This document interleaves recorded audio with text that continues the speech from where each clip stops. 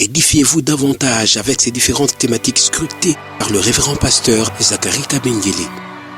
Les 7 images de l'influence du chrétien dans le monde, le 7 fois de l'accomplissement de toutes choses, de la partie 1 à la partie 3, quel temps fait-il à l'horloge des dieux pour l'humanité?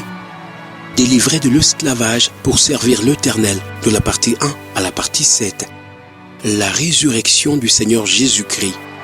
Les événements eschatologiques, de la partie 1 à la partie 10. Ce qui entre en toi détermine ce qui est en toi.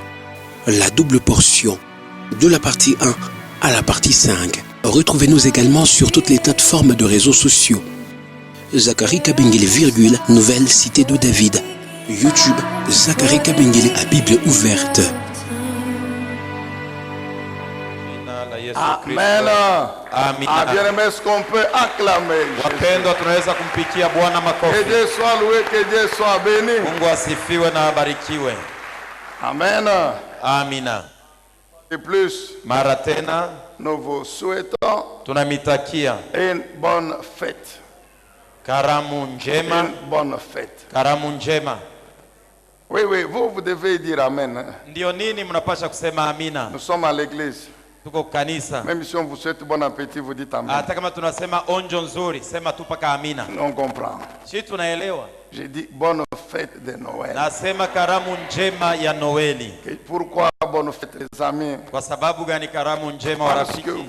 vous êtes en tant que peuple de Dieu, Kwa sababu nini watoto wa Mungu le résultat mnakuwa mapato de l'œuvre, ya kazi de la puissance de Dieu ya uwezo wa Mungu qui agit dans ce monde inayotenda duniani pour sauver l'humanité. juu ya kuokoa watu. Vous êtes la manifestation visible Nini ni kionesho kia kuonekana de la venue de Jésus dans ce monde. ya kuja kwa Yesu duniani. Alléluia. Amina. Que Dieu soit loué, que Dieu soit béni. Mungu asifiwe, Mungu abarikiwe.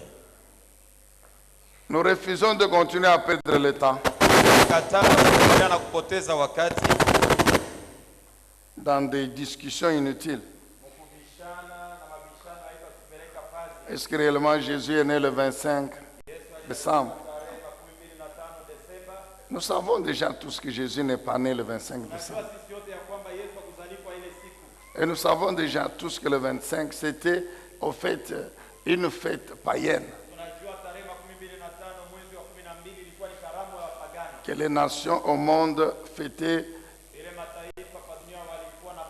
une divinité païenne. Mais l'Église, pour préserver les chrétiens de cette influence-là païenne, n'a pas voulu créer un autre jour pour commémorer la naissance de Jésus. Donc pour préserver les chrétiens pendant ce jour-là, le 25 décembre, l'Église a estimé qu'il pouvait mettre cette date-là comme étant un symbole juste qui préfigure ou qui symbolise la venue de Jésus dans le monde. Ainsi, les chrétiens ne seront plus tentés de se joindre aux païens pour fêter comme eux. Non. Au contraire, ils vont célébrer la venue de Jésus. Amen, bien-aimé.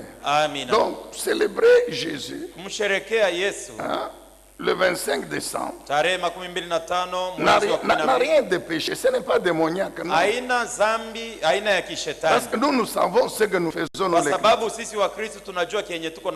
Amen, Église. Amina. Même dans le monde aujourd'hui, vous allez remarquer qu'en dehors des musulmans, des bouddhistes et puis d'autres religions là, mais tous les autres croyants fêtent Noël. Et vous allez voir que c'est placé sous le signe de la fête de la famille. Amen. La fête de la famille. Donc, même si ils sont encore païens, mais au moins au moins consacrer ce jour lakini kutolea siku à ile rassembler toute la famille kukusanisha jamaa yote mzima et à fêter. na C'est kusherekea déjà une bonne chose. ni kitu Pourquoi? kizuri juu ya nini? Parce que dans ces pays-là, l'Europe, etc., Kwa sababu vous kubulaya na allez zingine trouver les utakuta grands-parents viennent, les wankambo parents, wanakuja bazee tous leurs enfants, bazazi et batoto puis leurs petits-enfants. na bajukuu Arrière, s'ils en ont, na hata wale tous se mettent wakufuata ensemble wote et wanakusanyika mangent. na hata Donc wanakula c'est la pamoja. fête de la famille. Ni karamu ya jamaa. Amen, bien-aimés. Amina. Et notre prière, Na maombi c'est que yetu tout en continuant à fêter la famille, wenye kuendelea na kusherekea mjamaa qu'ils croient en Jésus. bamwamini Yesu Kristo. Amen. Amina. Et qu'ils soient aussi sauvés comme nous. Na boba okolewe kama sisi. Jésus est venu Yesu alikuja restaurer cette famille première, kurekebisha ile jamaa ya kwanza, Adam et Ève, Adamu na Hawa, que le péché avait non seulement séparés de Dieu, benye zambi sio tu iliwatenganisha mais na même Mungu, séparés entre eux. na kuwatenganisha wao wenyewe Oui, oui, katikati yao. séparés entre eux. Walitengana katikati yao. Parce que qu'est-ce qu'on a remarqué? Sababu ni kitu gani tunaona? Mais vous connaissez dans le jardin d'Éden, Unajua ndani ya shamba la Edeni c'est Ève qui est la première ni yeye alikuwa Hawa wa à kwanza, tomber dans le péché. alianguka mzambi, Et puis elle vient, elle entraîne l'homme. kisha anakuwa na kokotamo na bwana Quand yake. Dieu vient, Wakati Mungu pose anakuja la question à l'homme, anauliza ulizo kwa qu'est-ce que Bwana, tu as fait? unafanya nini? Tu as mangé l'arbre, Ulikula mti, le fruit de l'arbre que je t'ai tunda ya interdit. ile muti nilikukataza? L'homme dit, oui, mais Bwana anasema ni ce n'est kweli, pas moi, haina mie, c'est la femme que tu m'as ni donnée. bibi yule wewe Mungu Donc, ulinipatia. séparation. Ni kusema kutenganishwa. Jésus, Lakini Yesu Par l'œuvre de la kwa croix, kupitia kazi ya il msalaba a non seulement remis l'homme sio tu alirudisha à mtu sa position première, kwa fazi yake ya et ça kwanza, fait partie de la bonne nouvelle de Noël, na inakuwa katikati ya habari mais le njema ya Seigneur Noeli. Jésus Ile Bwana a Yesu réconcilié la famille. alipatanisha jamaa. Est-ce qu'on peut acclamer Jésus? Tumpikie makofi Yesu. Que Dieu soit loué, qu'il soit béni. Mungu asifiwe na abarikiwe. Alléluia. Amina. Alors, nous lisons Tutasoma Luc chapitre 2. Luka sura yake ya pili. Alors, permettez, on va lire quand même beaucoup de textes à ce culte. Tutasoma mu hii ibada maandiko mbalimbali. Nous allons les lire tous en français. Tutaisoma yote mkimombo. Alors, Luc chapitre 2, Luka sura yake ya pili. nous lisons à partir Tutaanza kusoma tokea du verset 25. shairi yake 25. Alors, suivez attentivement Fateni na cette utaratibu longue lecture hii maandiko mrefu, parce que vous allez déjà recevoir la pensée de Dieu. kwa sababu hapo tapokea wazo ya Mungu. Il y avait alors à Jérusalem un homme appelé Simeon. C'était un homme roi et pieux. Il vivait dans la tente du salut d'Israël et le Saint-Esprit reposait sur lui. L'Esprit Saint lui avait révélé qu'il ne va pas mourir avant d'avoir vu le Messie, l'envoyé du Seigneur. Poussé par l'Esprit, il vint au temple. Quand les parents de Jésus apportèrent le petit enfant pour accomplir les rites qu'ordonnait la loi, Simeon prit le petit enfant dans ses bras et il loua Dieu en disant, « Maintenant, Seigneur, tu laisses ton serviteur s'en aller en paix. Tu as tenu ta promesse. Car mes yeux ont vu le Sauveur qui vient et que tu as suscité en faveur de tous les peuples. Il est la lumière pour éclairer les nations. Il sera la gloire d'Israël, ton peuple. » Le père et la mère de Jésus étaient émerveillés de ce qu'il disait de lui.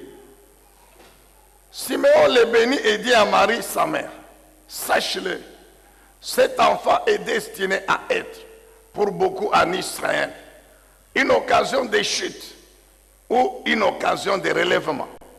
Il sera un signe qui suscitera la contradiction. » C'est dans ce verset que nous venons de lire. Remettez le verset. Voilà, c'est dans ce verset que nous avons tiré le titre du message d'aujourd'hui. Jésus-Christ, une occasion de chute pour les incrédules.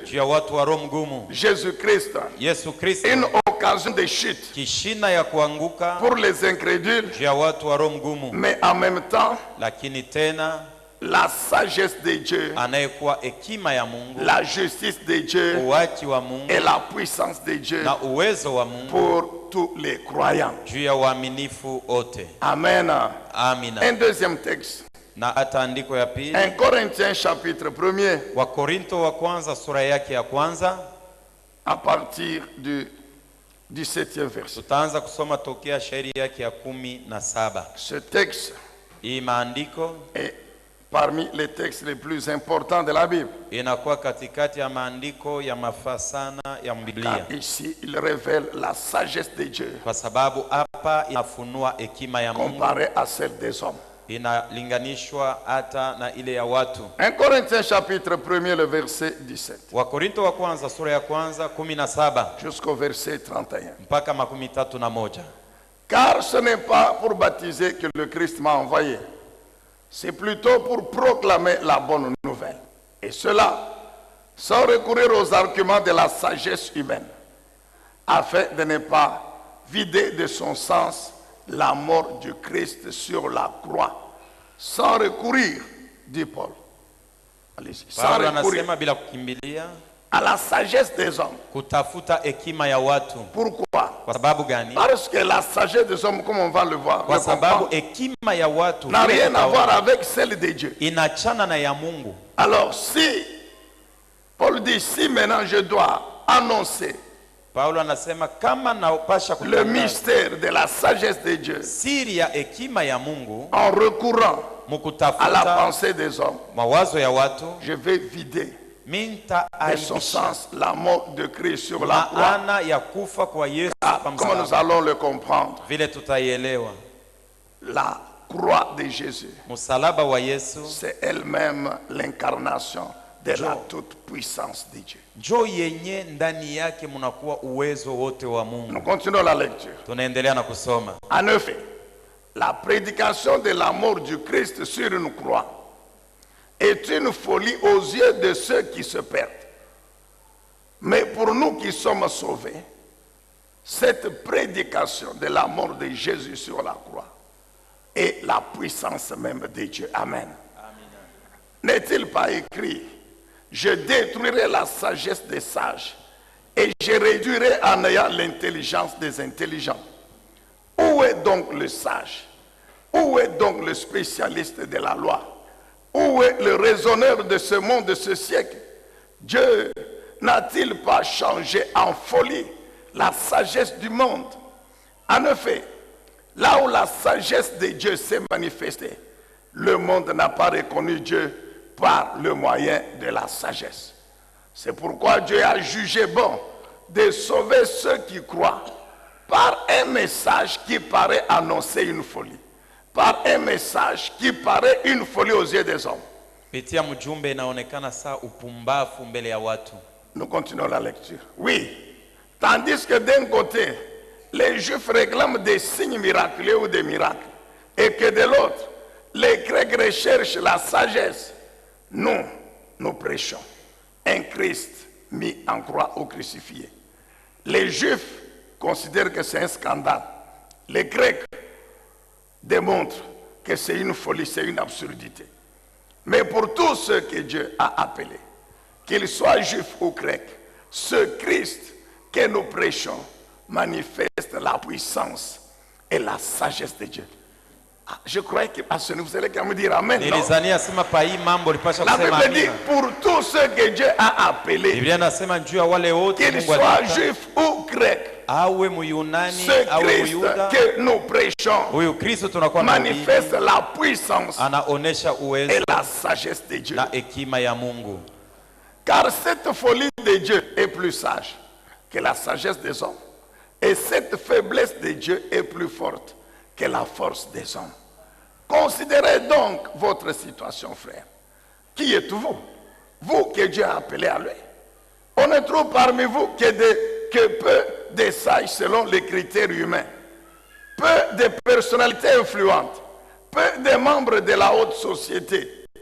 Non, Dieu a choisi ce que le monde considère comme une folie pour confondre les sages. Dieu a choisi ce qui est faible pour couvrir de honte les puissants. Mais je crois que les faibles allaient dire Amen, que Dieu a choisi pour confondre ceux qui se considèrent puissants. Dieu a porté son choix sur ceux qui n'ont aucune noblesse et que le monde méprise, vous comprenez, sur ceux qui sont considérés comme insignifiants, pour réduire à néant ce que le monde estime important. C'est nous là. Amen, bien-aimé. Quand je dis nous, c'est moi et vous, que le monde a considéré comme insignifiant. Les gens du monde continuent à se moquer de nous les chrétiens. Mais dans sa grâce, qu'est-ce que l'Éternel a fait? Amen. Mais il continue à nous glorifier. Il continue à affecter nos vies. J'ai dit mon frère qu'en 2021, ceux qui se sont moqués de nous, ceux qui continuent à se moquer de toi, ils verront l'œuvre de la puissance, de la lumière dans ta vie. La Bible déclare, les ténèbres ne régneront pas toujours sur Zabulon et Nephtali, sur la Galilée des gentils. Car sur ce pays-là, où la mort régnait, une lumière a jailli. Mais la lumière a jailli dans ma vie. Je dis que la lumière a jailli dans ta vie, mon frère. Mais la lumière, c'est Jésus, ton sauveur qui t'a sauvé. 1 Pierre chapitre 2. C'est la dernière lecture du moins pour le moment. Verset 4 à 10. 1 Pierre chapitre 2, 4 à 10. C'est Jésus-Christ. Jésus-Christ est la pierre vivante que les hommes ont rejetée, mais que Dieu a choisie et à laquelle il attache une grande valeur. Approchez-vous donc de lui, puisque vous êtes vous aussi des pierres vivantes. Édifiez-vous pour former un temple spirituel et pour constituer un groupe de prêtres consacrés à Dieu, chargés de lui offrir des sacrifices spirituels qu'il pourra accepter favorablement par Jésus-Christ. Voici en effet ce qu'on trouve dans l'Écriture à ce sujet. J'ai choisi une pierre de grande valeur et je la pose en sillon à l'angle de l'édifice. Celui qui met sa confiance en cette pierre ne connaîtra jamais le déshonneur, ne connaîtra jamais la honte. Pour vous donc qui croyez, suivez bien. Pour vous donc qui croyez, l'honneur. Amen, bien-aimé. Amen. Mais c'est écrit, non, mon frère? Pour toi qui crois, l'honneur, la gloire. Cet honneur, ce ne sont pas les hommes. C'est Dieu lui-même qui t'honore. Il dit à Israël, Isaïe 43, puisque moi-même, j'étais honoré et que tu as du prix à mes yeux pour te racheter. S'il faut donner toute l'Égypte, comme l'argent je vais donner. S'il faut prendre toute l'Éthiopie et donner comme rançon pour te racheter, je vais le faire pour toi que j'ai honoré, toi pour qui j'ai payé un grand prix. S'il faut tuer des peuples pour te sauver la vie, moi l'Éternel je vais le faire. C'est pourquoi l'apôtre Pierre, il écrit sous l'inspiration du Saint-Esprit, pour vous donc qui croyez, l'honneur, la gloire, la puissance, la sagesse, la magnificence. Alléluia. Amina. Mais pour ceux qui ne croient pas, donc les ingrédients, la pierre rejetée par les constructeurs, ici allusion faite au Sanhédrin, surtout au Sanhédrin, les sacrificateurs, les pharisiens, les scribes, etc. Ils ont rejeté la pierre. Et qui se considéraient comme étant les constructeurs. La Bible dit quoi? Cette même pierre qu'ils ont rejetée est devenue la pierre principale à l'angle de l'édifice. Une pierre qui fait tomber. Un rocher qui fait trébucher. Amen, bien aimé. Ce sont donc les incrédules qui vont chuter parce qu'ils refusent de croire à la parole. Et s'il leur arrive ce qui est prévu pour eux, ils tombent à cause de cette pierre.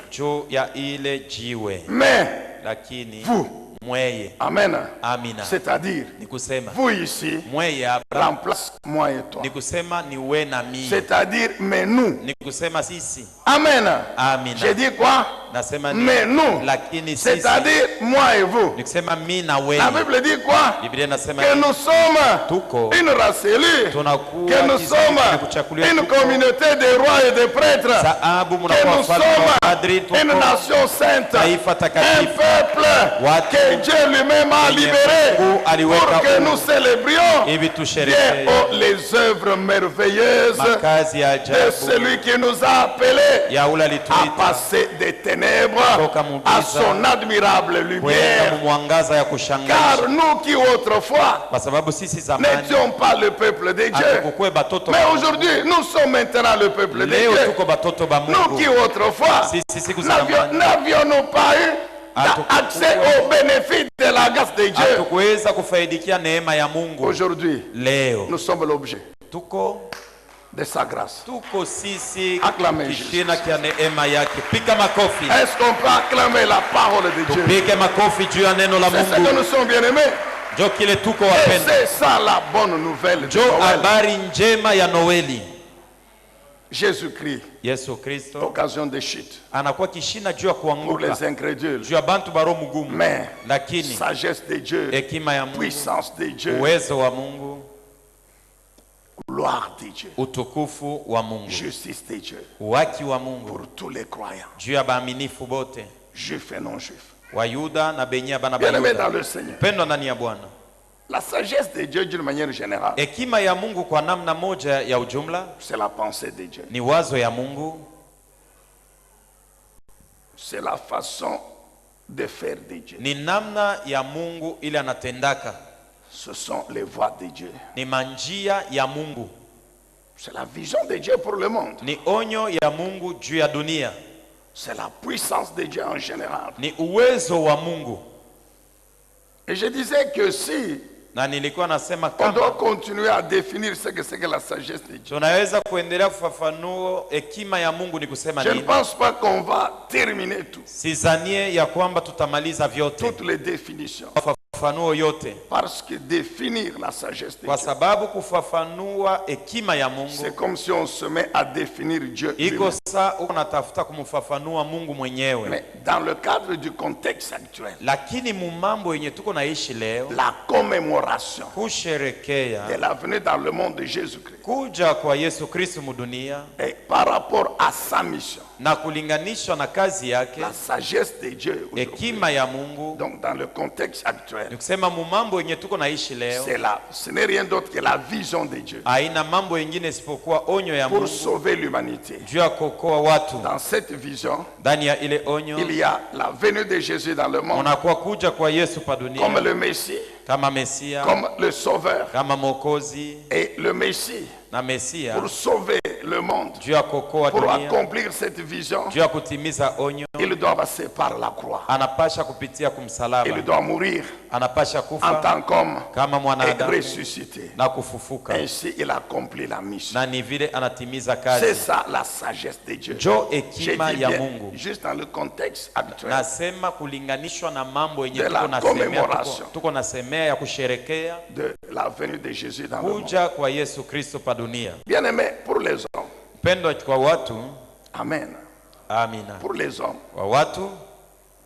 il est difficile de pouvoir comprendre la sagesse de Dieu. Kuelewa hekima ya Mungu. C'est pourquoi devant cette difficulté, Ndio kwa sababu mbele ya ile magumu, les hommes considèrent que la sagesse de Dieu est une faiblesse watu wanazania kwamba hekima ya Mungu ni udhaifu ou bien une folie, au ni upumbavu, un scandale. inakuwa ni kikwazo, Tout simplement parce que les hommes commettent l'erreur de croire kwa sababu watu wanafanya kosa ya kuzania que Dieu pense comme eux, ya kwamba Mungu anawazaka sabo, que Dieu réfléchit comme eux, Mungu anafikiriaka sabo, que les voies de Dieu peuvent être comparées aux leurs. mawazo ya Mungu iko saa njo paka yabo, C'est qu'il y a une grave erreur. inakuwa nkosa mnene, Et cela est lié à l'ignorance na ile inaambatana na ujinga, de la parole de Dieu. kukosa kujua neno la Car Mungu. si on nous met encore Ésaïe 55, Kwa sababu wakitutilie Isaya le verset 8 et 9, mstari wa 8 hadi la 9, Bible dit ceci. Biblia inasema Et hivi, c'est Dieu qui parle. ni Mungu anasema. Il dit car vos pensées à vous les hommes Anasema kwa sababu mawazo yenu nini watu ne sont pas mes pensées. haina mawazo yangu Ne mimi, peut pas être comparées à mes pensées. haiwezi kulinganishwa na yangu. Vos voies à vous les hommes Manjia yenu nini ne watu peut pas être comparées à mes voies. haiwezi kulinganishwa na manjia yangu mimi C'est Mungu. l'Éternel qui le déclare. Ni Bwana anasema, Autant le ciel est élevé paka vile mbingu iko juu au-dessus de la terre. juu ya dunia, Comment pour dire? kama kusema Autant moi Dieu, paka vile mi Mungu je suis au ciel qui est mon trône. niko mumbingu, mbingu inakuwa Et enzi vous yangu, les hommes, vous êtes encore sur la na terre. mwe bantu mungaliki pa dunia. Comprenez Mweleweni que mes voies ya kwamba njia yangu seront toujours élevées itakuwa paka juu au-dessus de vos voies. ya kushindia Et yenu, mes pensées na mawazo toujours yangu élevées itakuwa au-dessus juu de vos pensées. kushindia mawazo yenu. Amen, bien-aimés dans le Seigneur. Amina. C'est Dieu qui parle. Ni Mungu yuko nasema. C'est-à-dire que Dieu comprend les hommes. Nikisema Mungu anaelewa watu, Dieu comprend pourquoi les hommes Mungu anaelewa kwa sababu gani watu considèrent banaona que sa façon d'agir, sa namna yake yeye ya kutenda c'est yeye soit Mungu la folie ou une faiblesse. Dieu au Mungu comprend. inakuwa bubumbafu au buzaifu, Parce qu'ils sont encore sur la terre. kwa sababu bengaliki pa dunia Et ils ne peuvent jamais na habawezi se kamwe comparer à moi l'Éternel. kulinganishwa na mimi Mungu. Amen, bien-aimés dans le Seigneur. Amina. Dans sa sagesse, Ndani ya hekima yake, dans sa sagesse, ndani ya hekima yake Dieu a destiné Jésus-Christ Mungu alimutayarishia Yesu pour Kristo venir dans le monde, aje pa dunia délivrer l'humanité tout entière afungule bantu bote, de l'esclavage abatoshe mbutumwa dans lequel la puissance du péché les avait plongés. mwenye uwezo ya zambi iliwatumbukiza. Et comme derrière le péché, il y avait Satan, na saa vile nyuma ya zambi ni shetani njoe kwako, les délivrer ainsi de la domination de Satan na kumtosha chini ya utawala wa shetani, et remettre l'homme dans la position première avant le péché d'Adam et Ève. na kumrudisha mtu pa hali yake ya kwanza mbele ya yeye kutenda zambi kwa Adamu na Hawa. C'est ça, Dieu dans sa sagesse, Njo Mungu dans mwekima sa yake, façon de voir les choses, munamna ile konaona vitu pour sauver l'humanité. juu ya kokoa watu. Il décide d'envoyer Jésus. Anabeba mpango wa kumtuma Yesu. Amen, bien-aimés dans le Seigneur. Amina. Pour délivrer l'humanité. Juu ya kufungula watu De quoi?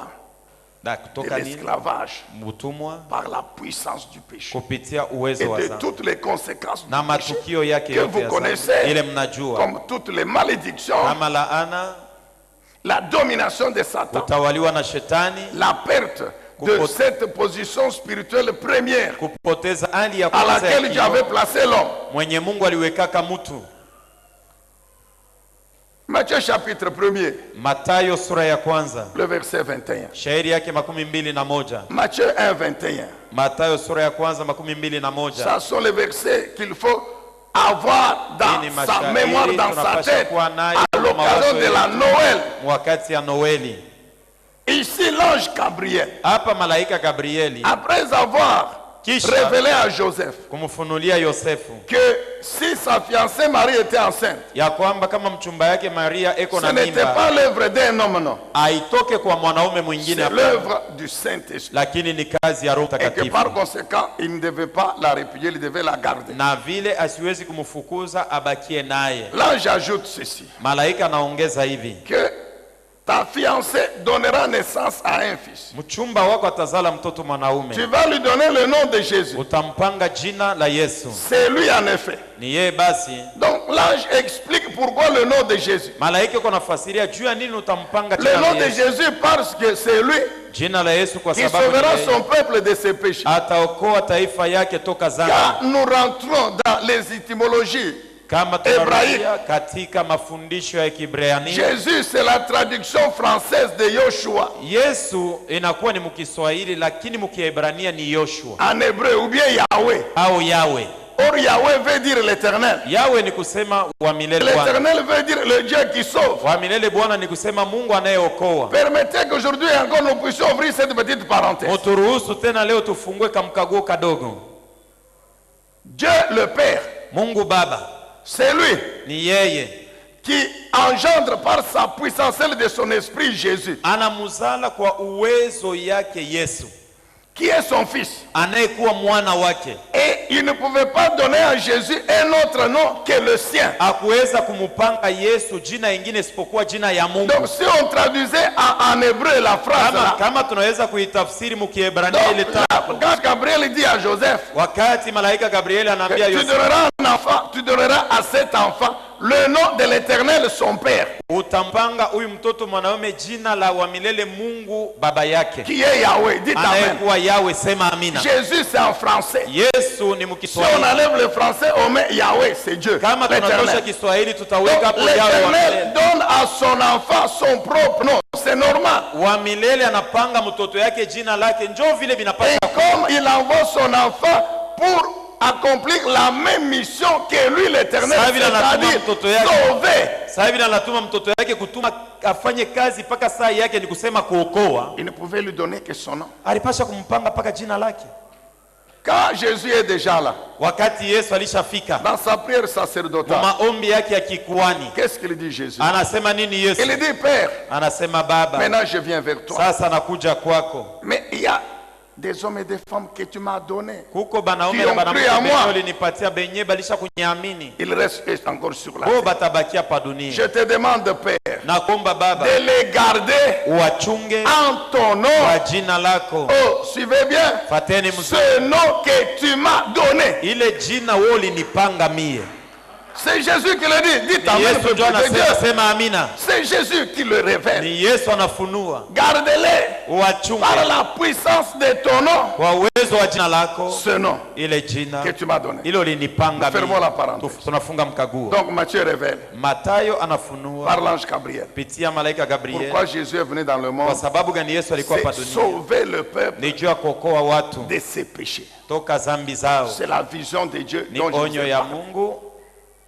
Notez Andika Luc chapitre 1er, Luka sura ya kwanza 68 à 71. 68 odi 71. Luc 1, 68 à 71. Luka sura ya kwanza 68 Dans ce odi passage-là, 71. Mwile andiko Le sacrificateur Zacharie, mkuani Zakaria après la naissance de son fils, kisha kuzalikwa kwa mtoto Jean yake Baptiste, Yohane il est Mbatizaji là dans les mains. alisha kumbeba Mais mikono. avant de prophétiser sur Jean Baptiste, Mbele ya yeye kutabiri mtoto yake Il Yohane ouvre la Mbatizaji, bouche. anafungula et il kinywa, prophétise sur Jésus qui allait naître 6 mois après. lakini anatabiri juu ya Yesu mwenye alipasha Et kuzalikwa c'est là miezi qu'il sita, révèle na anafunua que merci Seigneur, asante Bwana parce que tu as visité ton kwa peuple sababu unapegua en watoto wako accomplissement de la promesse que tu avais faite à ton serviteur David. mukutimiza ahadi Ele ulimwahidia done mtumishi un wake Daudi, mkumwahidia mkombozi Un sauveur, mwenye atakuwa un na puissant sauveur mkombozi wa uwezo, qui vient pour nous libérer, anakuja juu ya kutuweka pour huru, nous délivrer juu ya de tous nos kutufungua ennemis.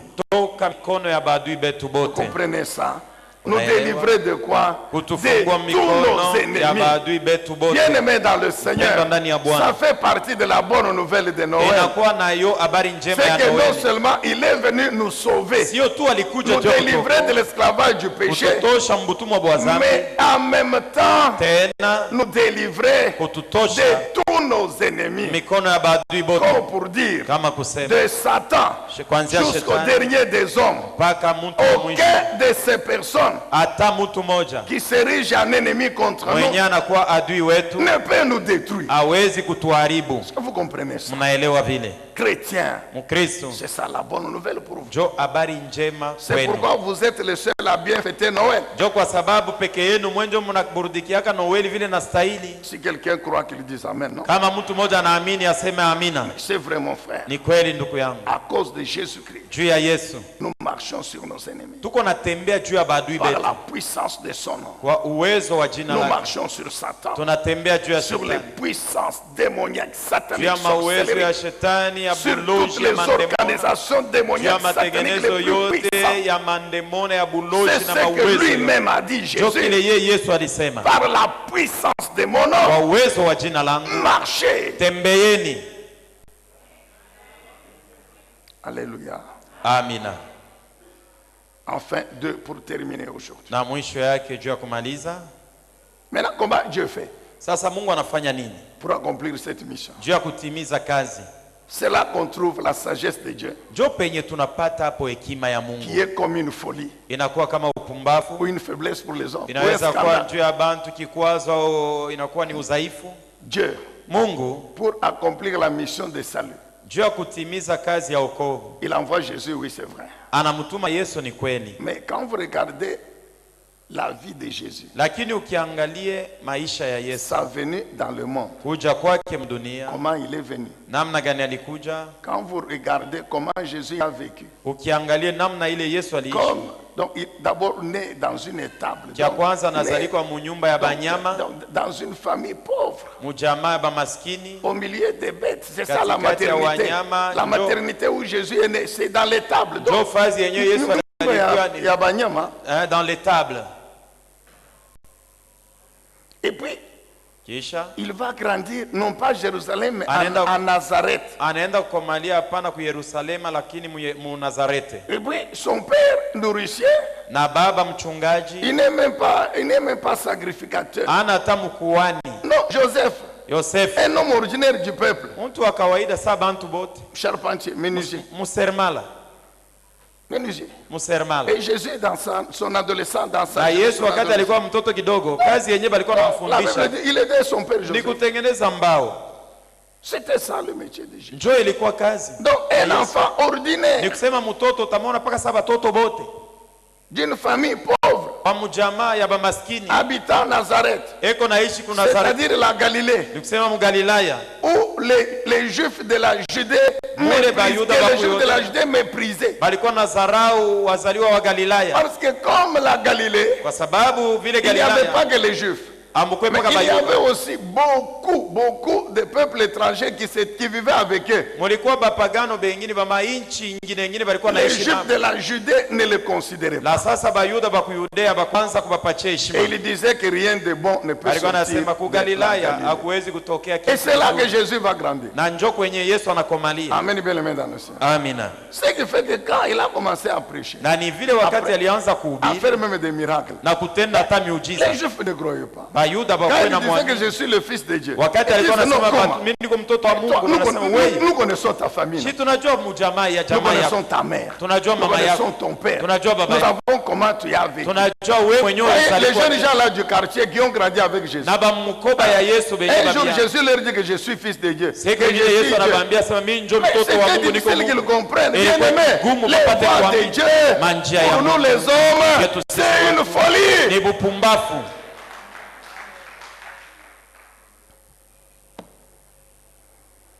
Et puis, Kisha il se présente, il dit c'est moi le sauveur. anaanza kuambia bantu aseme mimi ndio mwokozi. Les Juifs regardent, Bayuda les banaangalia, pharisiens, les Bafarisayo, scribes, waandishi ils disent non, banasema ah, toi tu es le Messie, toi. we Mesia we, Nous connaissons tes parents. shi tunajua Et bazazi puis yako toi tu viens de la Galilée. na tunajua sema wewe ulizalikwa ku Galilaya, njoko leo En ulikomalia Galilée. mu Galilaya, Non, non, mutoke mwokozi non, hata. non.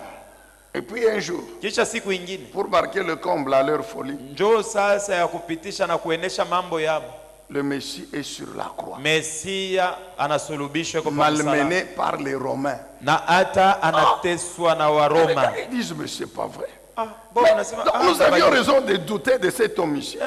na benye tulianza kumshakia ni vya kweli. Le Messie pour nous, même s'il venait comme un homme, mais c'est cet homme puissant qui allait descendre. Il croyait que le Messie allait descendre du ciel. Avec une armée, il chasse les Romains. Il rétablit le royaume de David. Mais le Messie, on leur dit que c'était l'enfant. Pourtant, Dieu le Tout-Puissant, avant que Jésus ne vienne, il leur avait annoncé qu'il allait venir comme un homme et en tant que tel, il allait naître comme un enfant. Et leurs prophètes ont annoncé ça. Vous connaissez Isaïe chapitre 7, verset 14. Vous connaissez Michée 5:1. Rien que ça, bien aimé dans le Seigneur. Isaïe 53 qui annonce la croix du Messie et qui dit que c'est sur cette croix qu'il va accomplir la mission pour laquelle Dieu l'envoie comme Messie. Ils avaient ça, bien aimé. Mais ces gens, à cause de l'incrédulité et de l'influence de Satan, ils ont refusé de croire. Imaginez-vous, quand les mages sont passés par Hérode, Hérode leur a dit, allez adorer donc le roi là qui vient de naître. Mais après, venez pour me donner l'adresse afin que moi aussi j'aille l'adorer. Nous savons ce qui s'est passé. Après, Hérode a appelé les sacrificateurs. Il leur dit, je viens de recevoir les gens ici qui me disent qu'il y a un roi qui vient de naître pendant que moi, Hérode, gérais. Est-ce vrai ou faux? Bien aimé, je le répète encore aujourd'hui. C'est écrit dans la Bible. Les sacrificateurs disent à Hérode, oui, roi Hérode, ce qu'ils vous ont dit là, c'est la vérité. Regardez, c'est écrit dans Michée. Michée a prophétisé, chapitre 5, verset 1, qu'à Bethléem naîtra un jour le roi d'Israël. Ils disent ça à Hérode. Maintenant, quand le roi est là, il leur dit que c'est moi. Il refuse de croire. Amen, bien aimé. Quand il regarde la croix, il dit ça, c'est un scandale. C'est ça le Messie qui devait nous libérer des Romains. Mais que les Romains sont en train de malmener l'église de Jésus-Christ. La Bible dit pour les Juifs, la croix de Jésus, un scandale. Un scandale, pourquoi? Je vous le réexplique. Parce que pour eux, le Messie allait venir comme un grand vainqueur. Sur des chevaux, il chasse les Romains, il rétablit Israël, le royaume de David. Mais le Messie est sur la croix, crucifié par les mêmes Romains. Ça c'est un scandale. On ne peut pas croire à ça. Les Grecs arrivent, ils disent non. Pour nous, le Messie, c'est un être spirituel puissant, qui ne peut pas venir sur la terre. Ça, c'est la matière. La matière, c'est l'impureté, c'est l'imperfection. Et puis, quel Messie qui se dit Dieu puissant, mais qui meurt comme un homme ordinaire sur la croix, qui ne se sauve pas. Non. Pour nous, ça c'est une folie. Est-ce que vous comprenez ça? Et la Bible déclare ce que les hommes ont considéré comme étant la faiblesse,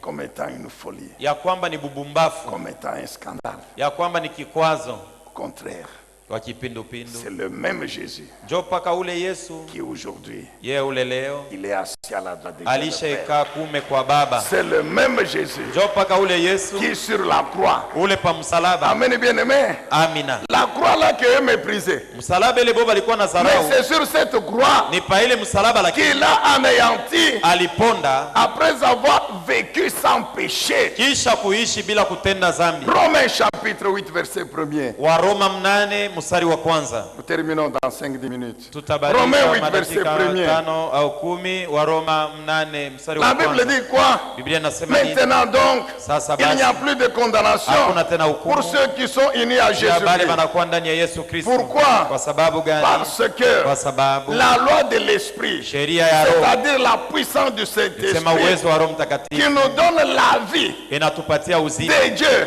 ya Mungu dans notre union avec Jésus-Christ, ndani ya ushirika nous pamoja na a Yesu, libérés inatuweka de la huru puissance du péché et de la na mort. uwezo wa dhambi na mauti. Cette libération, Kutiliwa huru c'est quelque chose que la loi de Moïse ne pouvait pas accomplir. ni kitu kienye sheria ya Musa haikuweza kutimiza juu ya nini? Parce que Kwa sababu la nature du péché hali ya dhambi rendait la loi impuissante. ilikuwa nakosesha nguvu sheria. La loi était toujours là. Sheria ilikuwa Mais comme la nature du péché régnait dans l'homme, saa vile hali ya dhambi ilitawala ndani ya mtu alikuwa et anatenda donc dhambi. anéantissait la. Ni kusema alikuwa anaponda ile Mais sheria. qu'est-ce que Dieu a fait? Mungu alifanya nini? Dieu, il a envoyé son fils Mungu Jésus alituma mwana wake Yesu dans une nature muali semblable à la nôtre, ya kufanana na yetu, mais il n'a pas commis de péché. lakini ya kutenda Donc dhambi. Jésus a vécu comme un homme, Yesu aliishi kama mtu, esprit, âme et corps. roho, nafsi na Mais mwili. pendant 33 ans et demi, Kadiri ya miaka il n'a pas péché. na nusu akutenda donc dhambi. Jésus a vaincu le péché dans le corps. Saa vile Yesu alishinda dhambi ndani ya mwili, Comme l'homme saa vile mtu avait commis le péché dans le corps. alitendaka dhambi ndani ya mwili. Amen, Église. Amina. Adam et Ève Adamu na ont Hawa péché dans le corps. walitenda dhambi ndani ya Il mwili. fallait qu'un autre homme, un autre Adam vienne, Ilibidi Adamu avec mwingine le même akuje corps, na mwili moja mais moja qu'il triomphe du péché avec Lakini le même corps. ashinde dhambi na mwili moja moja. Maintenant, Sasa pour que les autres hommes juu batu bengine puissent aussi triompher du péché apate kushinda dans dhambi leur corps, ndani ya mwili il yao, faut que l'homme qui a vaincu le Afadhali péché dans le mwenye corps alishinda puisse dhambi ndani ya mwili accepter aitikie, que Jésus puisse, na hata Yesu amsulubishe, que Dieu puisse le crucifier, Mungu que Dieu amsulubishe, puisse crucifier cet homme Jésus. Mungu amsulubishe Et mwanadamu il fallait Yesu. la raison de cette crucifixion. Na sababu ya kusulubishwa C'est-à-dire ni nini? Ni que kusema Dieu prend les péchés Mungu anabeba de dhambi tous les hommes, ya batu il bote, lui impute lui qui n'a pas péché anamwekea yo ye ule pour kutenda qu'il dhambi soit juste crucifié. juu asulubishwe. Ainsi, Na ni vile Jésus Yesu n'a pas péché, hakutenda mais il dhambi, accepte la croix, anaitikia d'être msalaba, crucifié. Il kusulubishwa, accepte de payer le prix que tous les hommes devaient payer. anabeba fazi ya bantu bote, ile bei Ainsi, Dieu balipasha prend kulipa, sa justice, na hivi Mungu anabeba il uwaki impute wake, aux hommes. anahesabia watu. Amen, bien-aimé. Amina. Mais comme le même Jésus, Saa vile paka ule en Yesu réalité n'a pas péché, kwa ukweli ya kutenda mais dhambi, puisqu'il doit passer par la kwa mort sababu anapasha kufariki pour vaincre la mort, juu ya kushinda c'est la mauti, conséquence de la croix. njo matukio inakuwa Dieu msalaba. va le ressusciter Mungu akamfufua avec le même corps, mwili moja moja, complètement transformé, yenye kugeuzwa pour yote le mzima, justifier. na hata yenye Que kuhesabiwa même si haki. je l'ai crucifié, Hata kama ce n'est pas lui nilisulubisha, qui a péché, haina mimi njo mais nilitenda j'ai dhambi, seulement, je lui ai imputé le péché des hommes. mimi nilimwekea Alors je ne dhambi ya le watu laisse wengine, pas dans la tombe, sitamwacha mukaburi. le corps Mwili dans lequel il a vaincu le péché. mwenye Dieu alishinda va dhambi, le ressusciter Mungu en le anaifufula transformant. mukuibadilisha. Amen, bien-aimé dans le Seigneur. Amina. Alléluia. Amina. C'est ça la sagesse mystérieuse et Jo cachée de Dieu. hekima yenye C'est ça kufichwa ya le plan rédempteur de Dieu pour l'humanité. jo matengenezo ya ukombozi ya Mungu. Amen. Amina. Maintenant, qu'est-ce qui se passe après? Sasa nini inapitikana Tout kisha? homme Kila mtu qui croit mwenye que anaamini par nature, ya kwamba kupitia par hali, sa nature, kupitia hali il yake est pécheur eko mtenda dhambi, et qu'il porte les conséquences du péché de ses ancêtres na Adam et Ève, matukio ya dhambi ya Adamu na Hawa eko ndani et yake, qu'il croit que Jésus na anaamini ya kwamba est Yesu mort à sa place sur la croix. alikufa pafazi yake kumsalaba. Dieu Mungu le justifie effectivement. anamhesabia haki kasa Est-ce que kabisa. vous comprenez ça? Naelewa Dieu vile le justifie effectivement. Mungu anamhesabia haki Cet kabisa homme kabisa. devient un enfant de Dieu. Huyu mtu anakuwa mtoto wa Mungu. Cet homme reçoit la vie de Dieu. Huyu mtu anapokea uzima wa Cet Mungu. homme devient sacrificateur de l'Éternel. Cet homme devient un roi. C'est-à-dire Dieu le replace à la position qu'avaient ses ancêtres Adam et Ève avant le péché.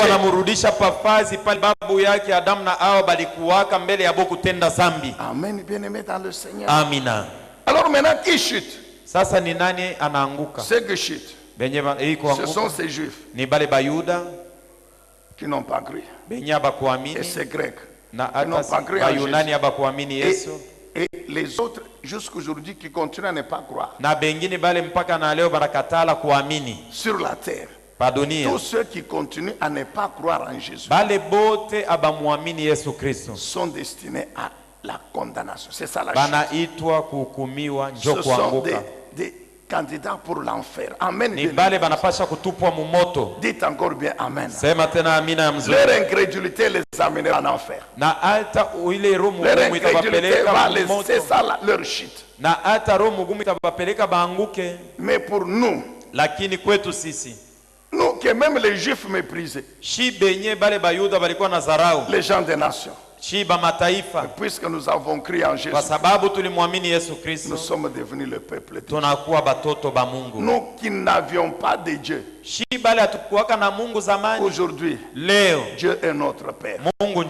Aujourd'hui, nous pouvons nous tenir debout dans ce monde, devant Satan, devant toutes ces puissants démoniaques sataniques, devant les sorciers les plus puissants, devant les gens de ce monde, quel que soit leur pouvoir, leur nom, leur dignité, et leur dire qu'au nom de Jésus, Amen, bien-aimé, leur proclamer le nom de Jésus et leur dire par la puissance de son nom, il nous a établis roi.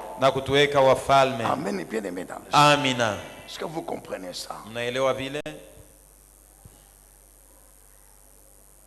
La Bible déclare ceux qui ont cru, ils sont sauvés.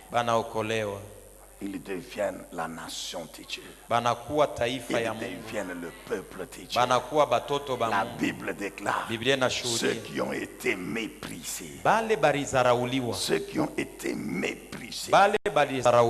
Ceux dont on s'est moqué. Bien-aimés, combien de gens se sont moqués de nous? Parce que seulement nous sommes chrétiens. Combien de gens continuent à se moquer des chrétiens? Mais nous leur annonçons que ce qu'ils ont vu jusque-là, c'est encore rien. La puissance de la lumière, qui est notre Seigneur Jésus, va continuer à opérer. J'ai dit va continuer à opérer dans nos vies. Ah, amen, bien-aimé dans le Seigneur. J'ai dit ceci, la Bible déclare les ténèbres ne régneront pas, car la lumière a jailli. La lumière a jailli dans ma vie. Mais elle a jailli dans ta vie, mon frère. Elle a jailli dans ta vie, ma soeur. J'ai dit au premier culte, même s'ils refusent d'accepter, mais moi je leur dirai, même si vous refusez d'accepter, mais moi je vous déclare que c'est réellement moi. L'homme là dont vous vous êtes moqué, l'homme là que vous avez méprisé, c'est moi. Zacharie, Emmanuel, Kabengele, Kabamba, Mayamba, Chambo, Emmanuel, c'est moi. Ah, mais j'ai l'impression que vous ne croyez pas.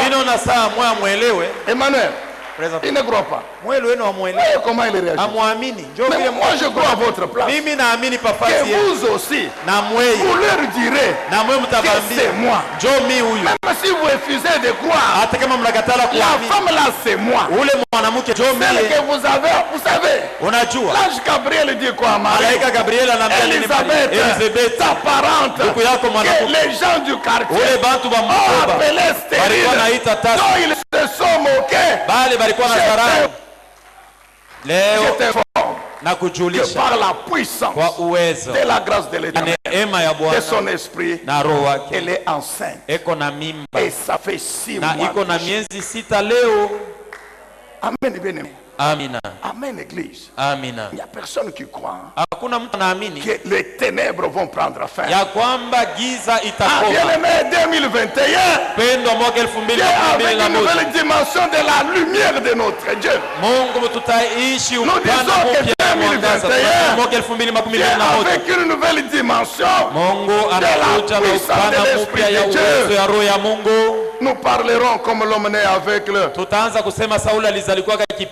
Même si vous refusez de croire que c'est moi, vous refusez de me saluer, vous refusez de me féliciter, mais moi je vous dis que c'est moi, que votre méchanceté, votre haine ne va ni stopper, ni annuler, ni effacer l'œuvre miraculeuse de la puissance de l'Esprit de Dieu dans ma vie.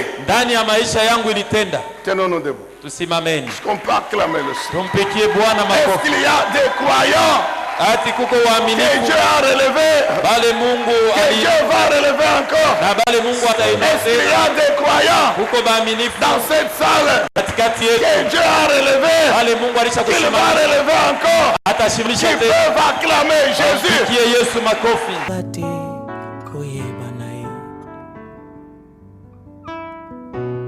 Les courtes prières en public et les résultats sont magnifiques. C'est Édifiez-vous davantage avec ces différentes thématiques scrutées par le révérend pasteur Zacharie Kabengele. Les 7 images de l'influence du chrétien dans le monde, le 7 fois de l'accomplissement de toutes choses, de la partie 1 à la partie 3, quel temps fait-il à l'horloge des dieux pour l'humanité? Délivré de l'esclavage pour servir l'Éternel, de la partie 1 à la partie 7. La résurrection du Seigneur Jésus-Christ. Les événements eschatologiques, de la partie 1 à la partie 10. Ce qui entre en toi détermine ce qui est en toi. La double portion, de la partie 1 à la partie 5. Retrouvez-nous également sur toutes les plateformes de réseaux sociaux. Zacharie Kabengele, Nouvelle Cité de David. YouTube, Zacharie Kabengele à Bible ouverte.